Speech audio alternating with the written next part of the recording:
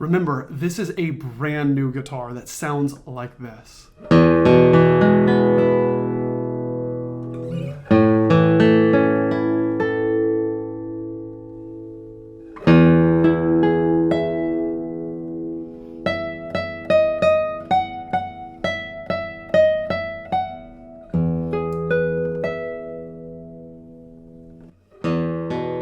Hello and welcome to the Guitar Collection. Today I have the honor to share with you the very first guitar that I am representing of the German luthier Andreas Kirschner. Now, Andreas has been building amazing guitars, and most of them being double tops recently. And I've been hearing about them for years. I have listened to many recordings. In fact, a friend and colleague of mine, Casey Ellis, is always playing his, and I always hear little clips and I always think, man, that is a great sounding guitar. So I was very excited to finally visit him at his home and workshop in Germany, which has the most beautiful view I think I've ever seen from a workshop. But anyways, I was able to visit him and play this very guitar that I am representing. Now, most of the guitars that I've seen of his online were actually spruce double tops. So I was really excited to see a cedar double top of his. And man, he knocks it out of the park. Everything that I heard, I'm now experiencing from behind the guitar, and it's really exciting. So you heard a little clip. We'll go more into the sound of this guitar, but let's talk about the specs first. You'll notice it has a beautiful cedar top. I have to mute the strings because that's how responsive this guitar is. I hear it vibrating. It is a cedar double top with Nomex as the in-between layer. You'll notice his rosette here, really beautiful colors. This dark red mosaic in the center with these outer layers that look like maybe it's some sort of flamed maple. It's a light color wood on the outer and inner rings. Very simple, very classy. I really like that. You'll see his label here. It says Andreas Kirschner 2025 along with his signature. And then when you look at the tie block here, these dark colors again that I absolutely love. It's just black with this outer ring of this darker red that you'll also find in the rosette. You'll see that it has a raised fingerboard just slightly for better access to those upper frets. You'll notice that the heel of this guitar is very carved, so very reminiscent of Matthias Dahmann's guitars, which when the heel is this close to the actual side of the guitar, I also notice it helps with reaching the higher frets because your thumb is able to come below your fingers a little bit more in those upper positions. When you turn the guitar around, you'll notice a beautiful classy set of Indian rosewood. And I have to say that the polish on this guitar is just perfect. Now, I'm really picky about these things nowadays because I see so many guitars. I'm pretty spoiled. It kind of used to be for me that anything would do. But now when I see a guitar that's French polished this perfectly with all the pores filled, I mean, it just looks incredible. It looks like glass, and I really enjoy that about this guitar. I mean, when you pick up an instrument that is this high of a level, you feel like you're holding a piece of art, especially when it's finished to this degree. Moving on to the fretboard and the neck of this guitar, the perfect neck. Now, this is something I had no idea about with his guitars until I played one. But this neck, completely C-shaped, very, very thin, with a very low action. And then moving on up to the headstock, you'll notice this really nice, simple design that he has. Looks like another piece of Indian rosewood there, with maybe a little bit of a taste of a Friedrich homage here with this arch right in the center. And then to top it off, you have these beautiful Scheller tuners with this silver base plate, and it looks like brass gears here, ebony buttons. Really classy design, matches the guitar super, super well.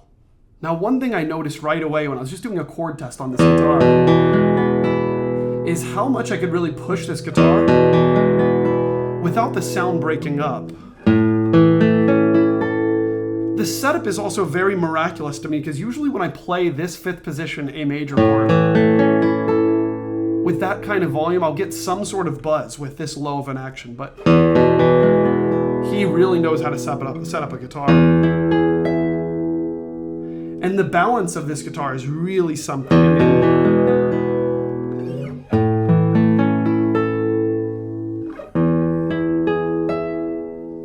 One thing that I thought, right when I played it, I feel like I'm getting pretty good at detecting these things, is that when I struck the low E string and I heard how deep it sounded. I thought the main air resonance of this guitar was actually deeper than it is. I mean, this is a really deep growling sound, right?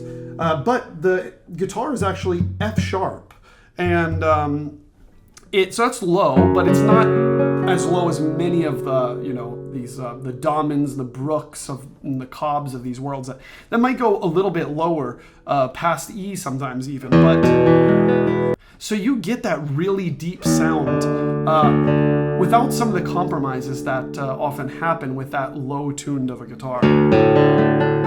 Listen when it's tuned to drop D, oh my gosh. And by the way, this is a double top in the class of double tops that are very overtone rich, that prioritize sustain. And even speaking to Andreas about this, he mentioned this, that's a huge priority to him. And I think he struck a really nice balance between power and this really quick response, but very long sustain. And very profound overtones. There's something I'm getting when I play this high A that's like 2 or 3 octaves up. That doesn't bother me. It's just creating something extra that's very nice. Perhaps you hear that.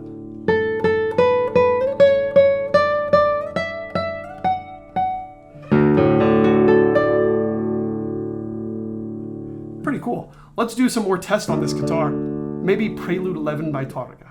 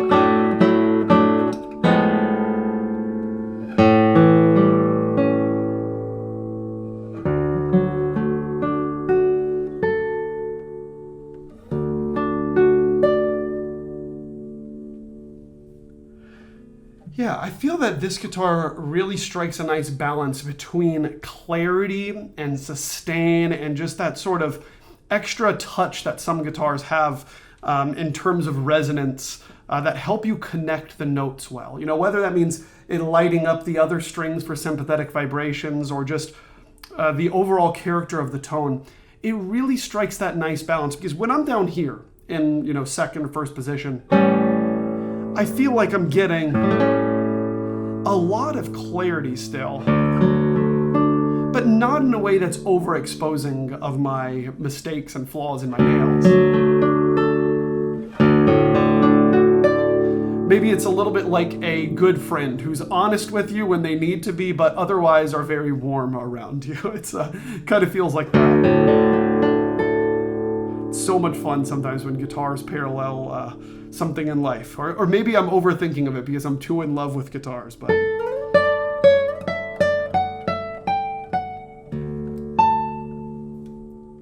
really enjoyable. And this guitar is also extremely easy to play, so that's worth noting. Let's try a couple of other pieces, but first, I wanted to remind you to please subscribe to this YouTube channel. If it's your first time here, if you watched a number of my videos, it'd be really nice to hear from you. Please let me know what you think of this guitar in the comments, what guitar you would like to see, what guitar you're playing on. All really cool things to know.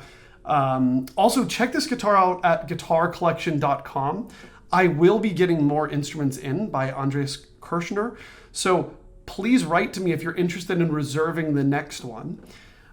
This one, wow, it is really something cool, and I love that it's a cedar top. because I'm sure I will see more of his spruces in the future. But let's try a couple more pieces. How about Julia Florida by Barrios?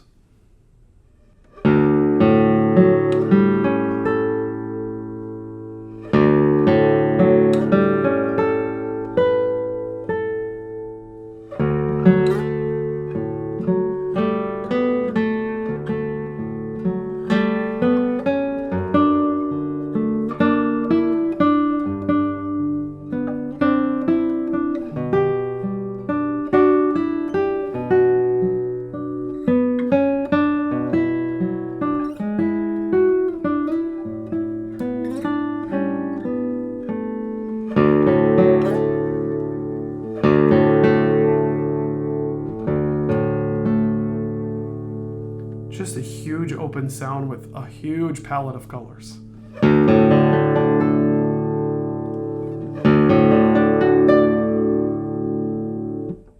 Let's try a little bit of Testament de Emilia by Miguel Llobet.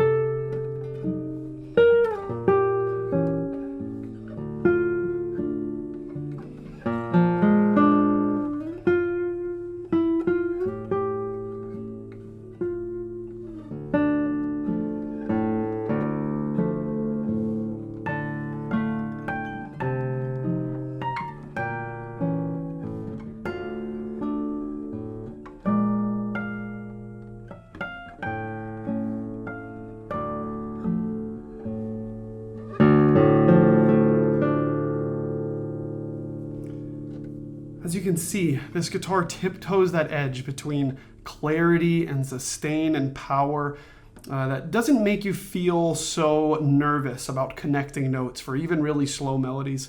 But then when things are a little bit quicker, it still supports you.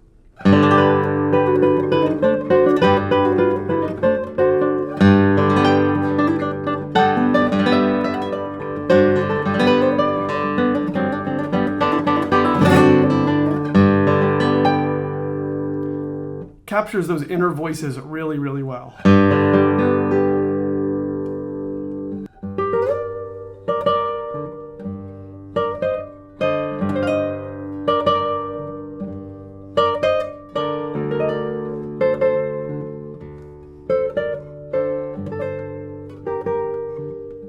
It really allows you to connect these sensitive notes.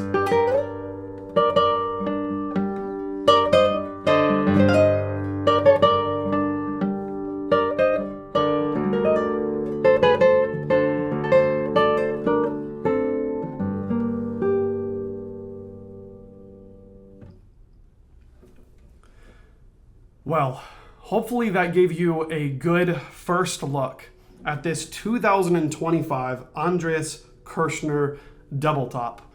Again, definitely check it out at guitarcollection.com. You'll see an entire album of photos, a full description for this guitar, and congratulations to Andreas for building such a beautiful guitar, and thank you for allowing me to represent it.